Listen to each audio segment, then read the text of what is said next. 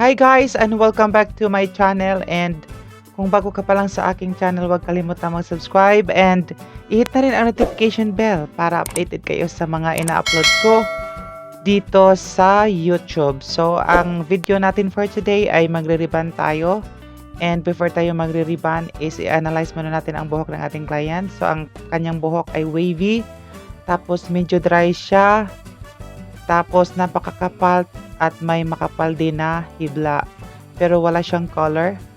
May history na siya sa ribbon before, I think 1 year ago, and then pinutol na niya kasi dry na siya. So ang gagawin natin sa kanyang buhok ay itatry natin ang ating bagong gamot na Bio Extenso, kasi may video tayo na sample pero doon yun sa maninipis, kasi gusto ko talaga malalaman kasi magaganda talaga ang buhok ay ang medisina na Bio Extenso. So before natin siya applyan ng gamot ay i-shampoo muna natin siya, at ang ating gagamitin ay itong collagen blowout na anti-aging shampoo. So hindi ko na ipapakita sa inyo ang video sa pag-wash ng kanyang hair. So ito na ang ating gamot natin gagamitin, Advanced Bio Extenso. Na-try ko ito one time at napakaganda niya kasi ang result niya ay silky talaga, tapos lahat na nandyan. So this is one of the medicine na pang-ribbon na I can recommend all of you guys. So itatry natin ito sa may makapal na buhok at may makapal na hibla, tapos wavy siya. So maglalagay na tayo ng ating gamot dito sa non-metallic bowl. And hindi na natin siya lalagyan ng treatment kasi puro lang tayo dito, kasi medyo virgin hair na siya kasi pinutol na niya yung lahat yung mga straight na buhok niya na sa kanyang previous na ribbon. So magsa-start na tayong mag-a-apply ng ating straightening cream at magsa-start dito tayo sa baba.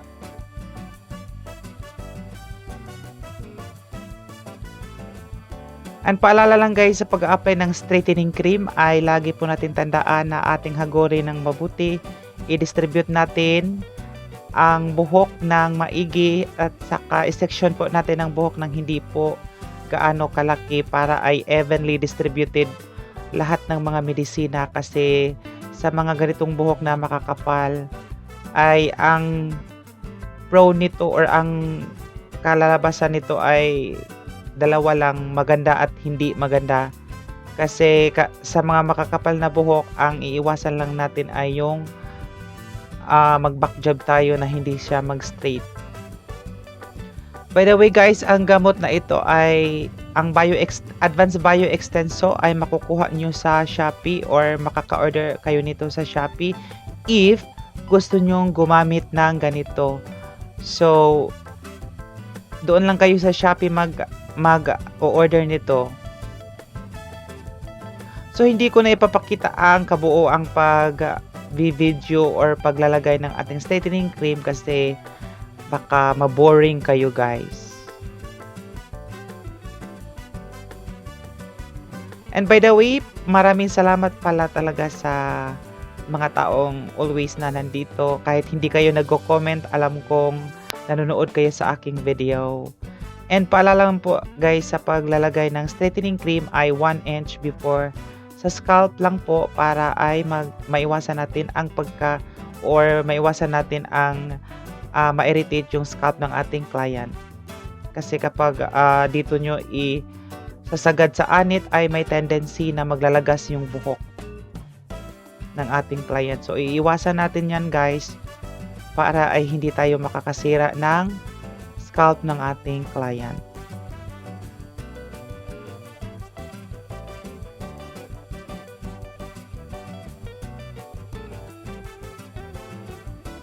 Nagustuhan ko talaga ang gamot na Bio Extenso guys, kasi yung amoy niya ay hindi masyadong mapanghi, hindi siya masyadong mabaho. Tapos ang ganda talaga niya, tapos nakaka-straight talaga siya, tapos silky and manageable yung kanyang buhok. Tapos itatry natin ito dito sa may makapal na buhok kung uubra ba itong gamot na ito. So ito na guys, natapos na tayo sa ating pag-a-apply ng straightening cream at babalutin natin siya ng clean wrap o cellophane kasi hindi natin alam kung paano ito magluluto ng buhok. So i-leave natin ito first ng 1 hour. And after sa ating 1 hour na paglalagay ng paglilive ng sa kanyang buhok ay i-retouch na natin siya. So paalala lang po sa pagre-retouch ay i-section pa rin natin siya ng sakto lang, hindi yung napakakapal. Tapos kapag necessary pa na lagyan natin yung mga part na nawawala na yung straightening cream ay lalagyan na po kasi nagdanat test ako at nag-stand test dito at hindi pa siya masyadong naluluto. So that's why nilalagyan ko pa rin siya ng straightening cream.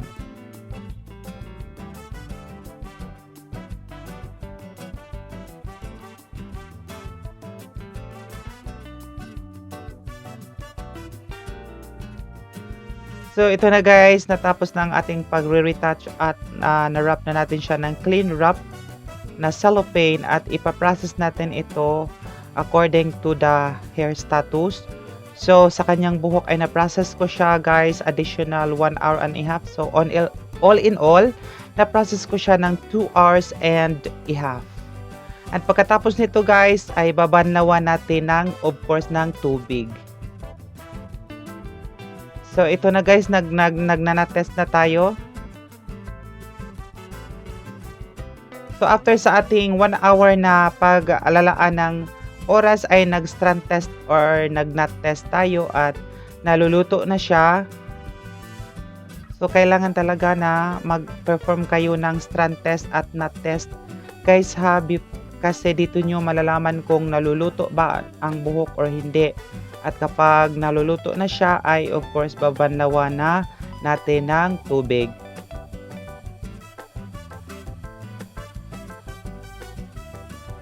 So this time guys ay nagbo-blower na tayo. Natapos na tayo sa ating pagbanlaw ng ating straightening cream. Binabanlawan lang natin ng tubig at hindi na natin siya isina-shampoo or nilalagyan ng conditioner.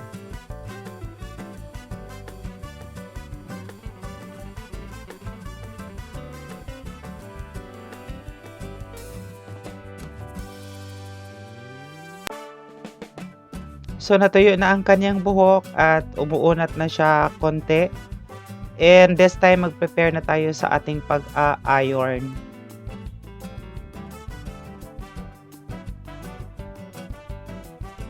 So sa pag-iron guys ay magsa-start dito tayo magsa-start sa nape area or dito sa baba. So sa pagpaplansya din guys, wag nating taasan yung temperature if yung buhok ay sobra ng damage. So sa kanyang buhok guys, sinagad ko siya, yung aking plancha, sinagad ko siya lahat kasi dalawa yung ating plancha. Yung ating plancha na ginagamit ay Armstar at saka itong Index. So sinagad na natin ang kanyang temperature kasi napakakapal yung kanyang buhok at saka makakapal yung hibla para makaka-achieve tayo ng magandang result afterwards. At saka sa ating pagpaplansya guys ay i-section lang po natin ng katulad ng manipis na papel para din ay makaka-achieve tayo ng magandang result kasi makapal na buhok ito. The reason why gumagamit ako ng dalawang plancha para consistent yung init guys, hindi mawawala.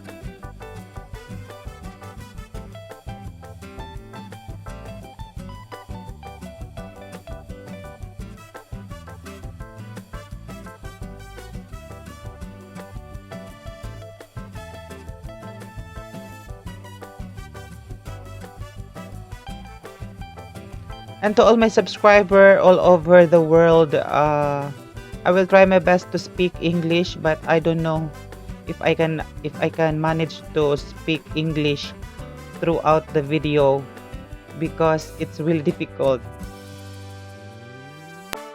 So I will try my best to speak English so that you can understand what I am doing.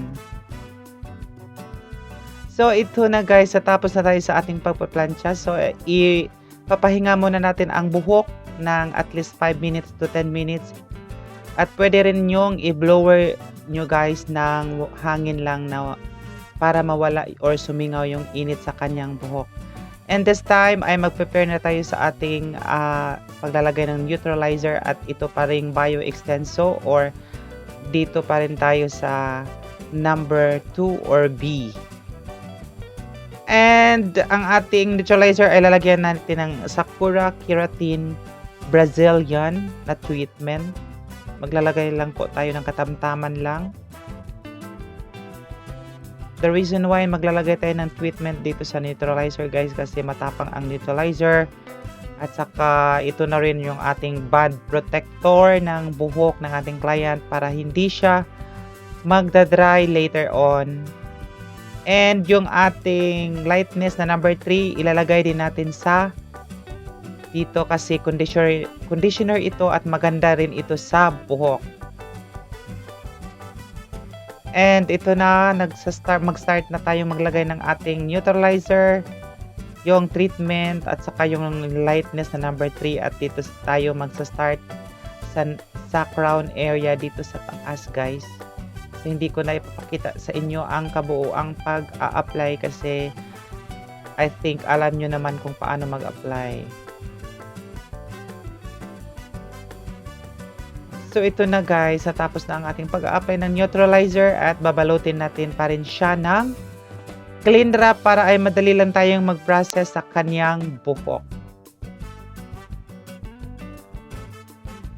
And ito na po, binabalawan after po sa ating neutralizer, ito na po ang the moment of truth. Binabalawan na po natin ng tubig after sa pagli-leave ng 20 minutes, and ito na po siya guys. Ito na po yung the moment of truth natin. Ito na yung last blower natin. Basa pa yung kanyang buhok.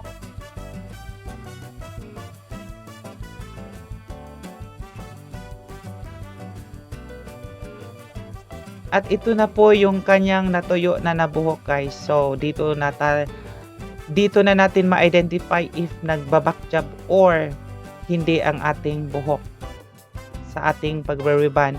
Dito natin makikita kung mayroong kulot pa ba, kung nagda-dry ba siya. So dito nyo talaga malalaman guys sa mga nagpapariband dyan. Dito nyo talaga i-identify if yung buhok nyo ay maganda ang kalalabasan, kasi binoblower pa lang ito at hindi pa lang ito pinadaanan ng plancha. So later on, after sa ating pagbo-blower, ay padaanan lang natin siya ng maliit na plancha, or padaanan natin siya ng plancha na mababa lang ang temperature, kasi kapag taasan nyo ang temperature ng plancha natin, may tendency na mag-dry ang hair. So sa ganitong hair na maganda na siya sa blower pa lang, so later on ay ipaplantsa lang natin siya ng mababang temperature. So anong masasabi natin guys? For me, sa gamot na Bio Extenso ay napakaganda siya. So ito rin ang isa sa pinaka-paborito kong medisina. So ulit-ulitin ko na itong o-orderin kasi nagustuhan ko siya talaga guys. Promise 100%. Gustong-gusto ko itong product na ito, tapos affordable pa siya. And ito na guys, napadaanan na natin siya ng plancha. So ito na ang kanyang final result. Tingnan natin at kayo na ang humusga. Maganda talaga siya guys, shiny tapos silky talaga siya. At dito na lang po tayo nagtatapos ang ating video, at kung nagustuhan nyo ang video na ito, paki-share at paki-kalampag or paki-subscribe naman po, and i-hit na rin ang notification bell para updated kayo sa mga ina-upload ko. At maraming salamat sa lahat na mga subscriber ko all over the world. God bless.